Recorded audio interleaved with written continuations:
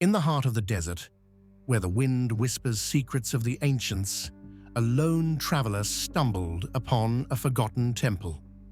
The air was thick with an eerie stillness, as if the world held its breath. Inside, the walls pulsed with a strange energy, and shadows danced in unnatural patterns.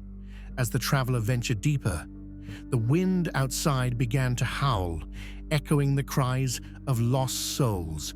The sand shifted, revealing grotesque figures etched into the stone, their eyes following every move. Suddenly, the ground trembled, and the traveler realized the temple was alive, feeding on the fear of those who dared to enter. The wind's fury grew, threatening to consume everything in its path. With a final, desperate glance, the traveler understood the desert's true purpose: to shape the winds that carried the whispers of the damned.